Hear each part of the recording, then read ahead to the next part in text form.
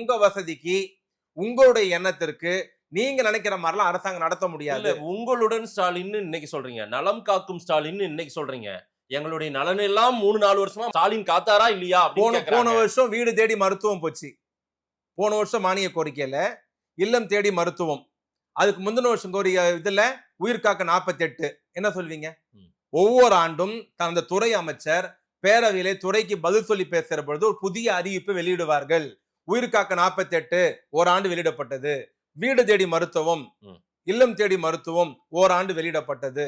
பாதங்காக்கும் சிகிச்சை, கிட்னி பாதுகாக்கிற திட்டம் அது போன ஆண்டு வெளியிடப்பட்டது. ஆமா, கிட்னி ஆமா திமுக பாதுகாக்குது.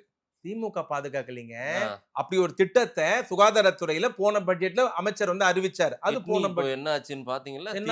திமுக தொடர்புடைய மருத்துவமனைகள்ல தான் அந்த மாதிரி பைத்தியம் தான் அப்படி பேசிட்டு இருப்பாங்க. நிர்வாகி இருந்தாரு, பைத்தியம் தான் பேசிட்டு இருப்பாரு. அதுக்கு கேள்வி தனியா வச்சுக்கலாம், தெளிவா விளக்கம் சொல்றேன். அது வச்சலாம். போன வருஷம் அதை கொண்டு வந்தோம், இந்த வருஷம் இதை கொண்டு வந்துக்கிறோம். நீங்க என்ன தெரியுமா சொல்றீங்க? அதுக்கு போன வருஷம் கொண்டு வந்ததுல, அதுக்கு முந்தின வருஷம் இல்ல, இதையே இந்த வருஷம் மக்கள் கேக்குறாங்க. உங்களுடன் ஸ்டாலின், எங்களுடன் ஸ்டாலின் இந்த 4 வருஷமா இல்லையே, இன்னைக்குதான் இருக்காருன்ற வந்து வரீங்களே வீதிக்கு அப்படின்னு கேக்குறாங்களே. அப்படிலாம் அதுதான் நான் கேள்வியா வைக்கிறேன். அப்படிலாம் யாருமே கேட்கல. இந்த திட்டத்தை பொறுக்க முடியாமல், இந்த திட்டத்துக்கு கிடைத்திருக்க வரவேற்பை பொறுக்க முடியாமல், மக்கள் ஆதரிப்பதை பொறுத்துக் கொள்ள முடியாமல் உச்ச நீதிமன்றம் வரை சென்று இந்த திட்டத்தை முடக்க வேண்டும் என்று அதிமுக கருதியது.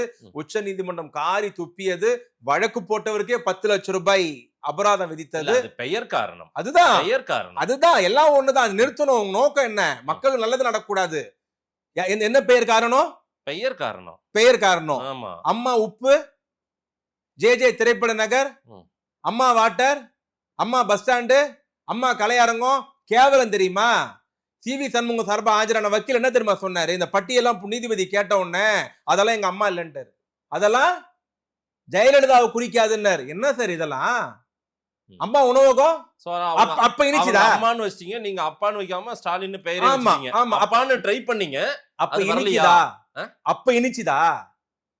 ஜெயலலிதா பேர்ல 15 திட்டம் வந்தது இல்ல? அப்போ